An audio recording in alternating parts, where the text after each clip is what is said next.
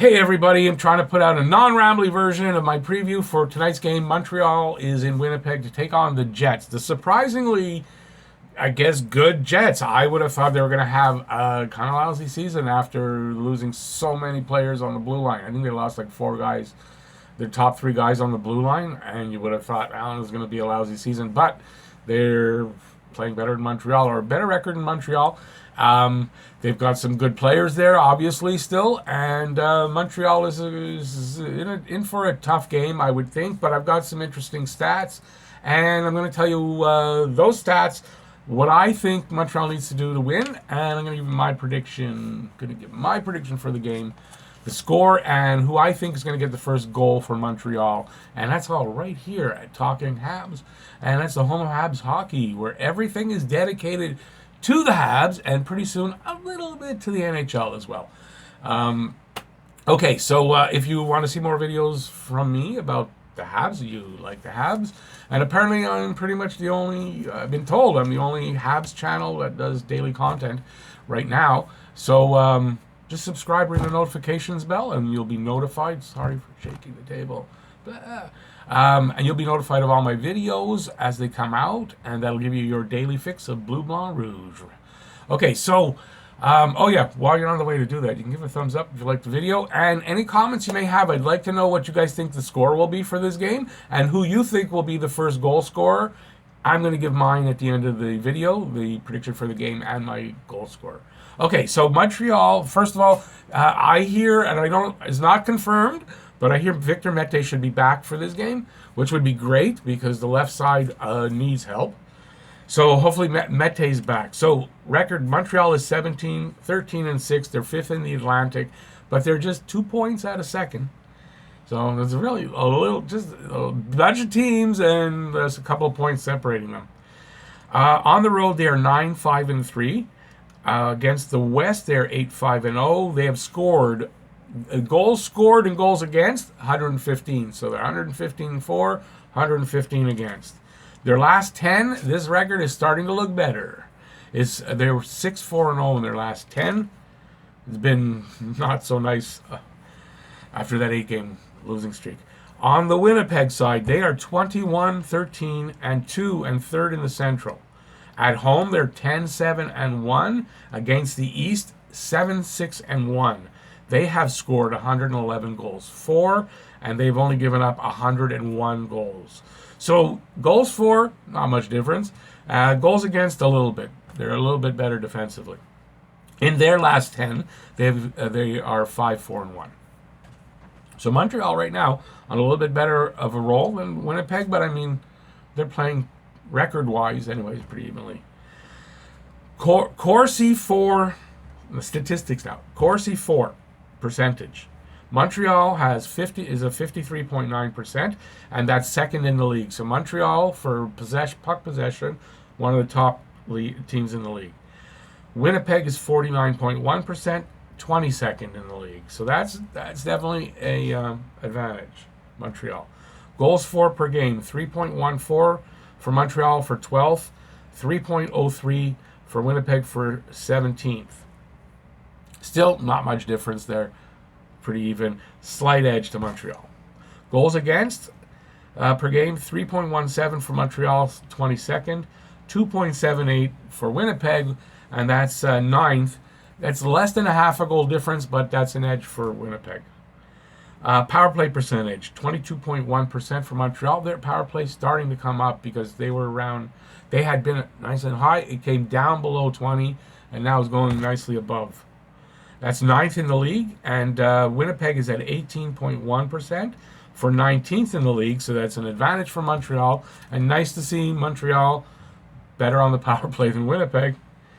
Penalty kill percentage, 75.4% for Montreal, 27th in the league, not great, but then on the other side, Winnipeg's at 73.8%, 30th in the league, so it's an advantage for Montreal. It's not often Montreal gets to play a team that has a worse penalty kill, but it's not surprising considering the decimation on the defense for Winnipeg. It's not surprising that their penalty kill's probably suffering, right? So out of those 5 statistics, Montreal's got 4 edges there, so it's good. And Montreal, with that Corsi 4 percentage that's really high like that, They're a puck possession team, which I'm going to talk about in the keys to victory. So they're good. You know, that's why they can stay with the teams that are better than them. They hold the puck more. Top statistics for the team. Tatar, 13 goals, 17 assists, 30 points. Weber, 11 goals, 18 assists, 29 points. Galley, 15 goals, 13 assists, 28 points. Price should start tonight. Well, will start tonight. He's 15, 11, and 3 with a 289 goals against and a 905 save percentage. Decent numbers. They've got to get better, but they're decent now. And 1 shutout. And top 4 guys, because Price top goalie. Those 3 out of 4 of those guys are guys that, on Twitter anyways, people want traded away. They want Tatar traded away for a package of players and picks and whatever. Weber, because he's too old and he can't play. Don't know where you get that from. And Price, because he's too expensive and he can't play. He can't stop a beach ball. Yet, they're our leaders. So, and the only other one, Galley, nobody wants Galley traded away. That's for sure. On the other side, Scheifele is 17-20 for 37 points. Line 13 goals, which I'm a little surprised, only 13 goals.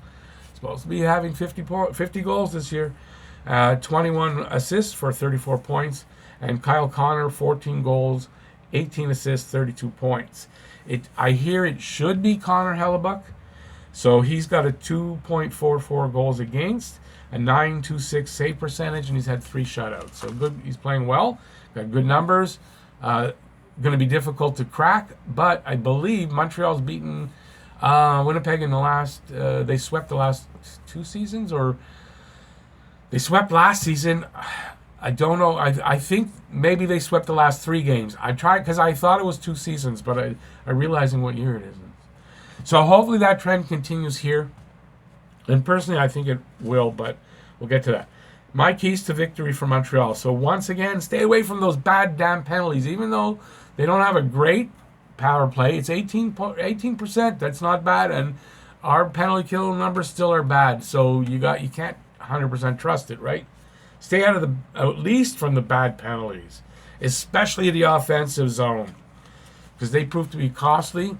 I'm kind of hoping maybe because of that wheel gets sat tonight and we see Vadimo, give him a shot. We'll see. Against the Oilers, the odd man rushes came back, and they came back to haunt the Habs. They got 2 goals on the odd man rush. I think maybe it was 3 of them. They have to eliminate them again. They have to. Because you got Laine, you got Connor, you got Scheifele. You got to keep them. You can't let them get odd man rushes, and you got to keep them away from the center of the ice. When you only have 1 left defenseman playing well, that's Sherratt, you can only do so well. Mete should be back, and that will give a big boost, hopefully. You get better play from the left side, because that's a key. Better play from the left side of the defense is 100% necessary, because it was a big problem against the Oilers. Puck possession. Montreal's a puck possession team, proven by the Corsi numbers. It's why they can stay with the big boys and beat the good teams. Keep the puck and keep it in their end as much as possible. Obviously, but they're a puck possession team. They can, and you notice that when you watch, they do take, when they're playing well and they're playing a 60-minute game and they're trying, and that second effort and all that, they're in the opposition zone a lot.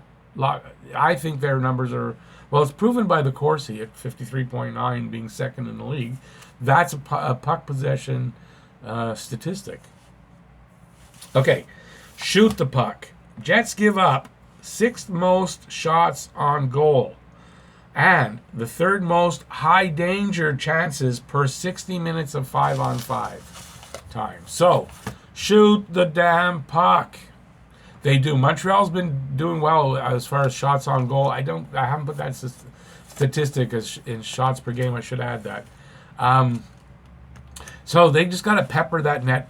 They've got to skate, keep them off balance, keep their feet moving when they're entering the other zone. They got to do that, especially Domi. Good things happen for Domi when his feet are moving when he's crossing the line through the center ice and crossing the line. You got to keep Laine and Connor, especially, and Scheifele too. I didn't write them, but Scheifele too. They're so dangerous from the center of the ice in the slot. You got to keep them away from that, and do a better job of stopping that cross ice pass in front of Price. Even when a 5-on-5, you got to stop it.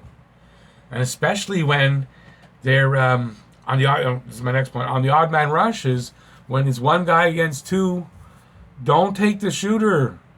Don't take the middle play. Take the pass option away.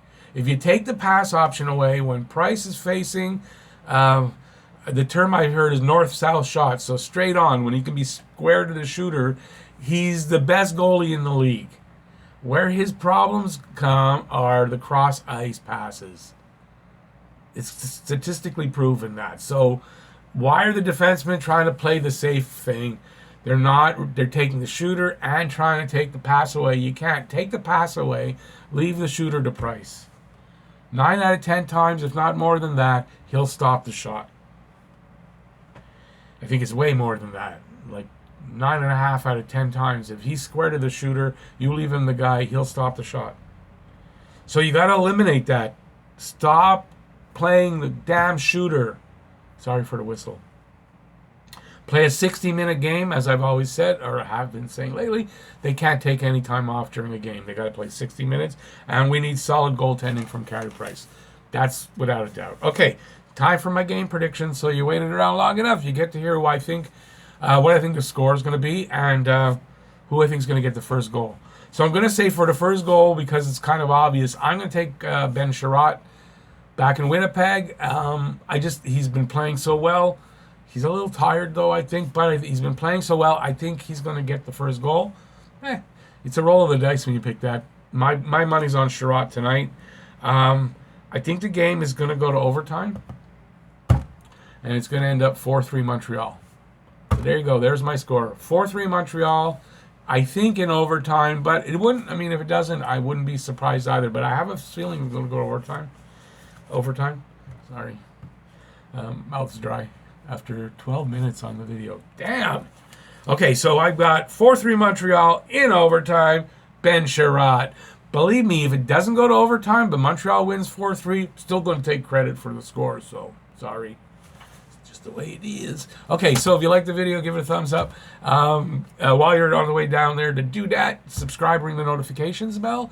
And that'll get you your daily fix of Bleu Blanc Rouge from me at Talking Habs. And go Habs, go. Go Habs, go. Let's kick the Jets' ass. Let's kick them right out of there. Okay, bye, everybody. See you after the game and enjoy the game. Well, actually, I always forget to do this. I'll be on the air at 8 o'clock. So the game's at 8 o'clock. I'll be starting at 8 o'clock on the air for the first period. And I'll see you there. And bye, y'all. Whoops.